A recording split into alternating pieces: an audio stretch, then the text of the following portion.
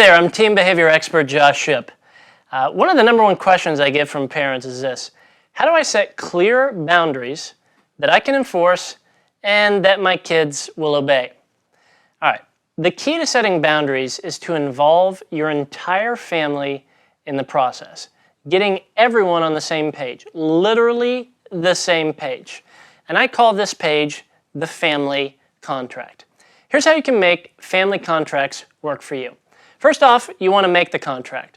Now, I want to be as clear as I can. Family contracts to work must be written with all parties involved. That means the kids, that means the parents, that means everyone.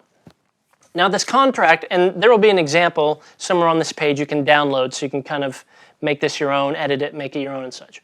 The contract needs to have 3 sections: privileges, expectations, and consequences. Let's talk about the first section, privileges. This is going to outline what kind of age-appropriate privileges parents will provide for the kids. In other words, think of this as like freedoms, the freedom to have friends over, the freedom to go out to the movie. This also means, non-necessary possessions, like maybe a car, or maybe a cell phone, or maybe a computer. That's up to you. The only thing you're required to give your kid is food, clothing, and a place to sleep. Everything beyond that is a privilege. Now your teen will have no problem, I assure you, coming up with a list of things that they want and freedoms that they desire. Just let them talk, you just write it down. Obviously make sure that you're cool with all of these freedoms that they're listing and make sure that it's age appropriate and safe based on your kid. Then list them on the contract. The second section is expectations. Just like your kid's going to have no problem listing privileges they desire, you as a parent are likely going to have no problem listing things that you expect, sort of behaviors that you expect to see from your kid. So list your expectations and obviously just make sure that they're reasonable. Now, most parents will say, pretty standard things like, no yelling or disrespect, let's all respect one another. I'm not expecting you to get straight A's, but I am expecting you to do your personal best in school. I'm expecting you to pitch in around the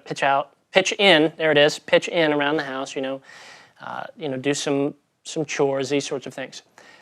So you want to try to be as specific as you can. So maybe instead of saying, help out around the house or pitch in or these sorts of things, which can be pretty vague, it's better, particularly for teenagers, otherwise they'll exploit this weakness in your argument, is to be as specific as you can.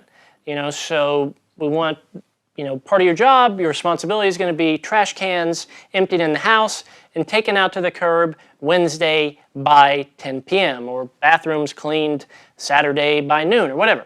Just be clear and specific about what the responsibility is, the expectation is, and this tends to, which is a good thing, eliminates nagging and sort of bickering and this and that, which all stem from there being gray areas in what you expect.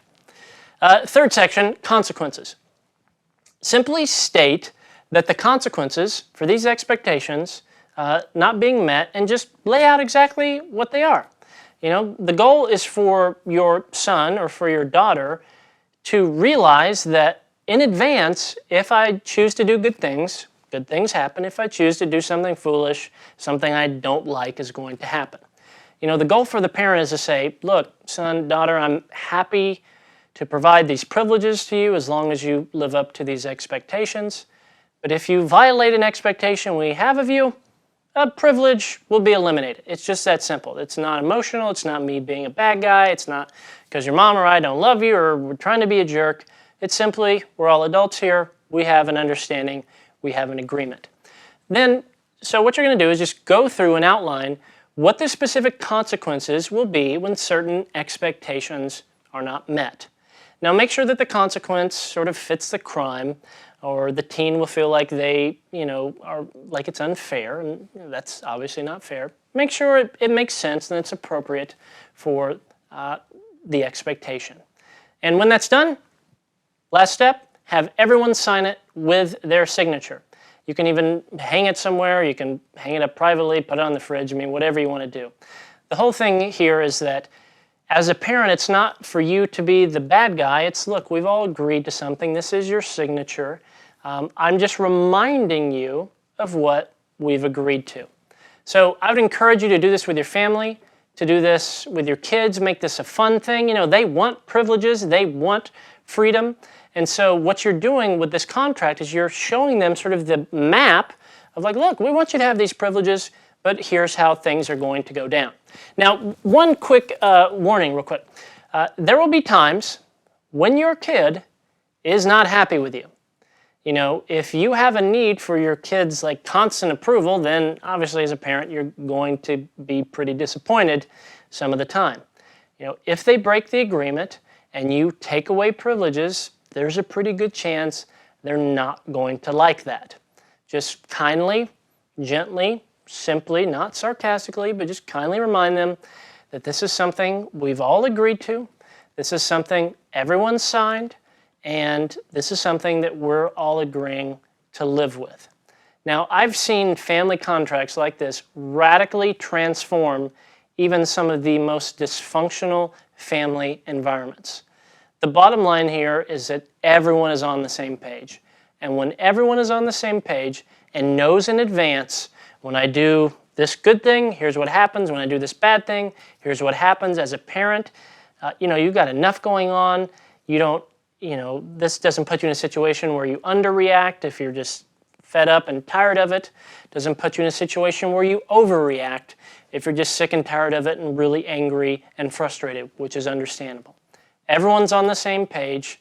This relieves some pressure for you as a parent, and it places more responsibility on your teenager, which is the goal to help them be more responsible individuals. So there you go. Make the contract, download the example, fill it in, make it your own. Good luck to you.